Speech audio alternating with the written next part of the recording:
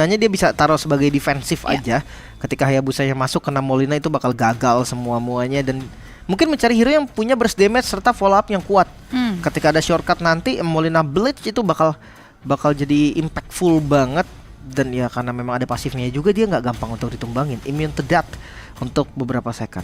Itu dia ya. Ini jadi pilihan ya dari Liquid Academy. Apakah akan works dan fit sama strat mereka? Let's see eksekusinya seperti apa.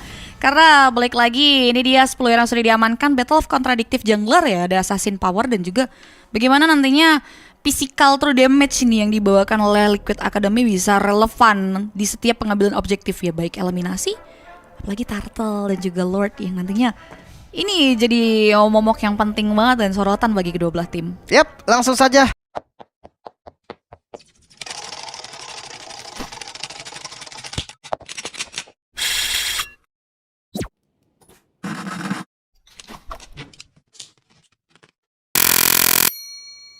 Menuju ke Land of Dawn, pembuktian nih dari tim Liquid Academy dan juga dari Portal Legends Esports. Mampukah mereka paling gak mencuri dulu poin di game yang pertama?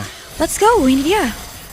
Satu point of view ya. Ada bantuan dari goldnya nih untuk Casper Winata yang ngebuat Jay-Z cepet banget untuk clear area purple-nya. Dan 1v1 di area bottom lane juga ini quite intense dari Zarkovic dan juga sosok Super Gens ya. Infinity War harusnya terjadi di area tersebut. Kecuali nantinya akan ada rotasi yang bakal mengarah nih ke area 2 hero XP lane kita. Oke, poke damage tapi kayaknya masih dimenangkan oleh tim Liquid harusnya. Ya karena balik lagi dia ada chip di bagian depan. Masih bisa ngamanin Little Wonder juga. Dari segi emblem pakai Swift untuk Hayabusanya mempercepat farming. Ini jadi opsi yang bagus juga. Jadi nggak perlu beli dagger seharusnya. Tapi ada juga sih yang udah pakai Swift di talent pertama tetap beli dagger juga. Nggak ada masalah. Ya sama-sama cepat juga. Dan wah ini dia pertarungan antara Gold Lane Q dan juga Casper Winata.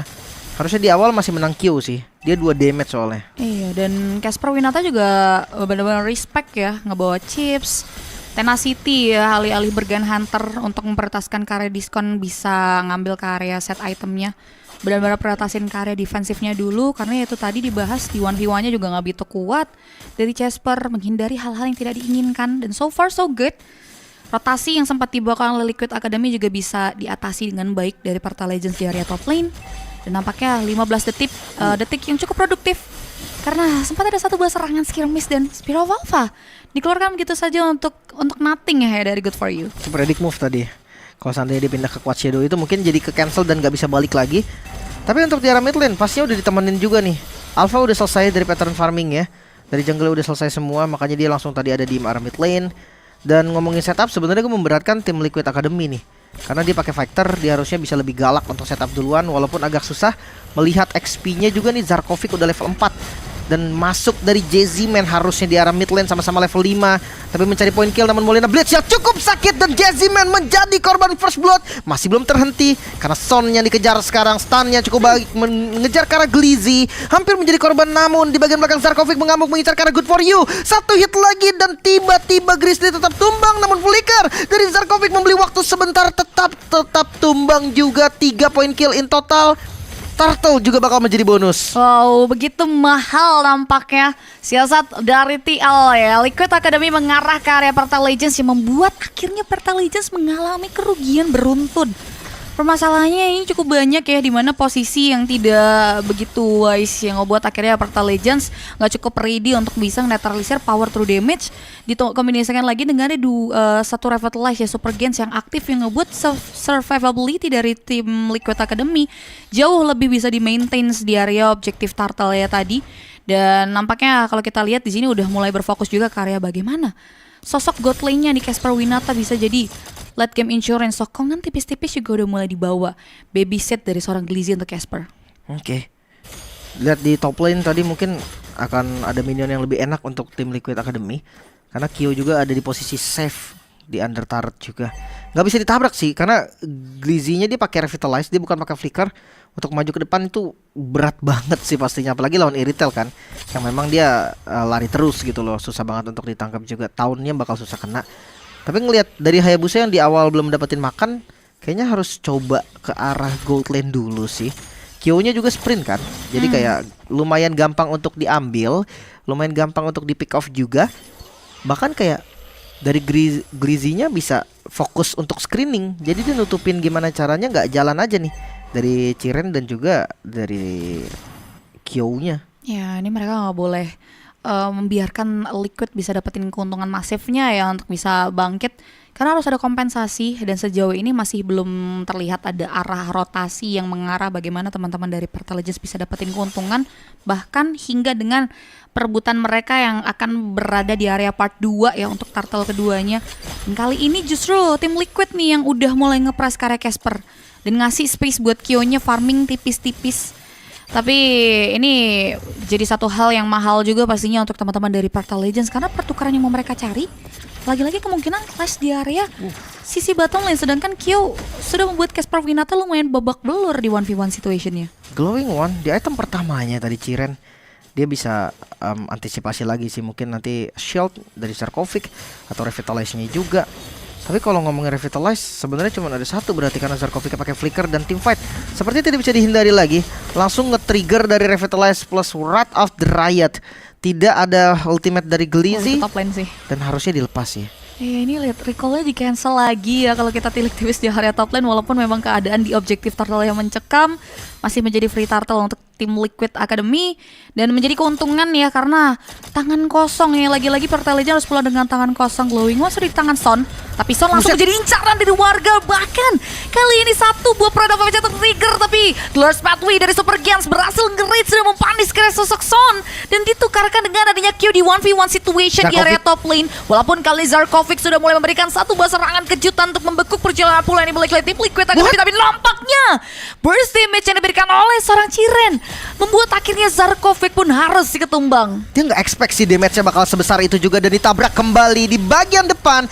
Glizzy dengan Wrath of the Riot yang tadi sempat membeli waktu, tapi tetap harus hancur. Outer turret di bagian mid lane menjadi bonus yang cukup mahal untuk tim Liquid Academy. Di mirroring memang dengan adanya Casper Winata di area top lane, tapi masalahnya ini poros rotasi ya, ini yang harus lebih bisa diwanti-wanti oleh teman-teman dari Perta Legends. Bicara soal item, War X sudah di tangan, dan Hunter Strike terlebih dahulu yang melihat alokasi damage dari Jay-Z-Man nggak tidak bisa nutup dari sosok Jay-Z untuk ngambil karya Sky Piercer-nya.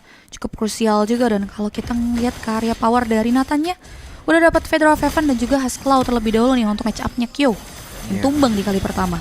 Menuju ke item kedua, tapi Casper Winata masih aman dengan entropi defensifnya tadi. Hunter Strike untuk Hayabusa, dia pasti nyari cooldown sih di item awalnya, dan dia skip Sky Piercer. Dia sadar kayak di game kali ini dia nggak gampang untuk dapetin point kill. Jadi ada Legend Sword juga yang udah diamankan.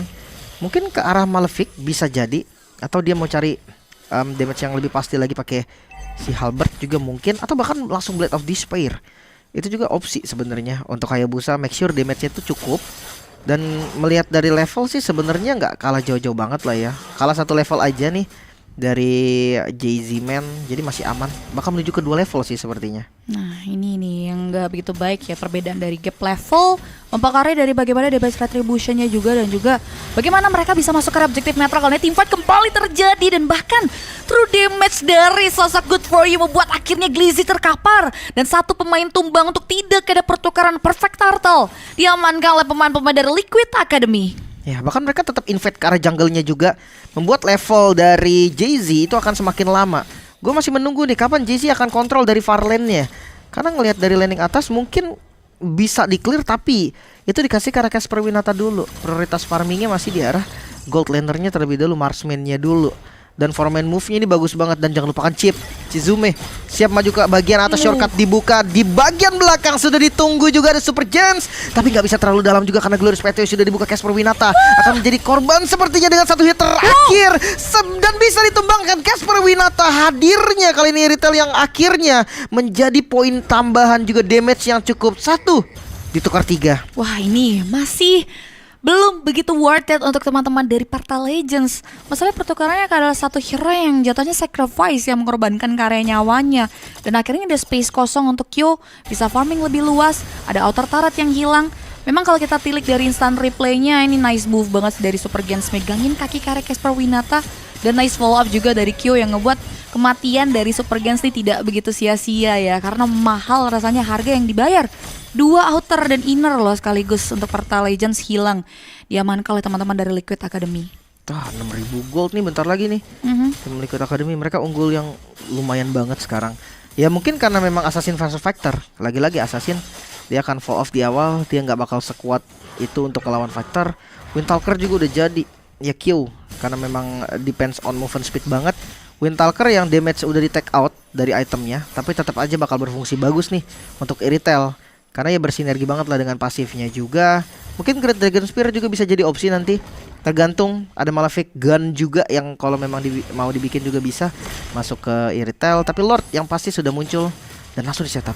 Ya, apakah dengan keunggulan yang dimiliki oleh Liquid ini bisa ditembus oleh Perta Legends Esports? Karena Super Gens sudah bertindak sebagai satu buah distractions yang ngebadanin, memberikan coverage, dan nampaknya ada satu buah flicker yang terdengar untuk mundur begitu saja dari Zarkovek. Dan memang ada portal shortcut tapi no follow up ya, hanya memberikan teori ancaman mundur aja oleh teman-teman dari Perta Legends, yang dimana mereka dipaksa untuk mempersiapkan defensif manuver dari Lord pertama. Buset, ini Zarkovik Thunderbolt di first item udah ada Stalak Plate sama Silence Robe juga, tapi kagak kuat nahan damage di depan sama sekali. Mungkin karena spellnya juga flicker kali ya, dia nggak punya Vengeance, dia nggak punya Revitalize juga, dan damage itu damage soalnya kan dari Good For You-nya bikin ya dia nggak bakal bisa bertahan di depan. Belum lagi nananya juga sakit banget nih.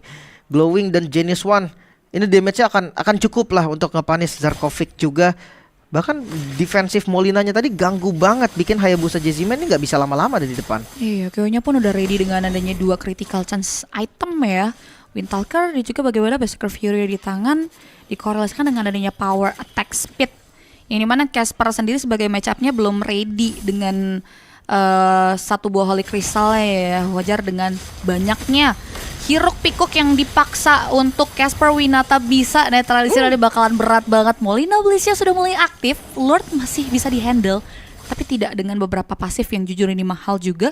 3 pasif bahkan, yang membuat akhirnya Liquid Academy kembali memberikan satu buah serangan setup. Ada satu lagi Shadow Kiro yang diaktifkan untuk memberikan teori ancaman, dan bahkan Chizume dimakan dengan damage dari Zarkovik.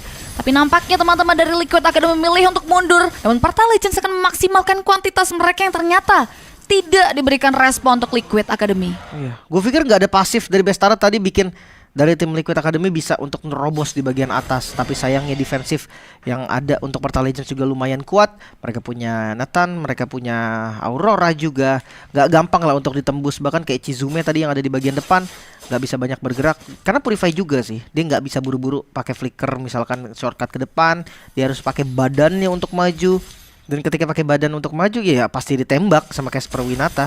Malefic Gun, item yang dipilih juga untuk Q dengan range yang lebih jauh. Ya, dan akhirnya Holy Crystal sudah di tangan oleh Casper Winata ya. Maka ini jadi satu buah sign tanda untuk Perta Legends bisa bangkit, karena nampaknya dibekukan begitu saja oleh Soundgarden Frigid Glacier. Tapi tim Liquid Academy menolak untuk mundur, maju tak gentar nampaknya untuk berikan serangan balik 2 man's down. Dan Perta Legends bahkan Chizume mengincar karya Casper Winata, tapi masih coba untuk berikan pertahanan. Son, Pride of Ice-nya sudah mulai tertrigger, tapi damage dari Q terlalu besar.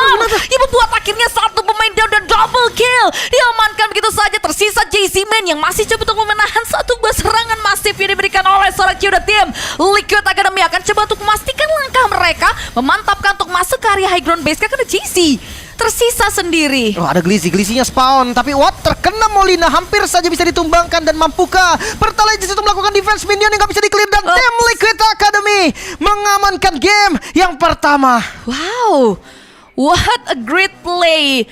Team fight yang begitu masif nampaknya ya, tidak bisa dihandle di last moment, dimana upaya untuk bangkit ya, dimana dari defensive manuver yang bisa dimaksimalkan di Lord pertama mungkin jadi sign untuk teman-teman dari Perta Legends bisa bangkit, bisa kasih serangan balik. Tapi out of nowhere, setup manuver dari tim Liquid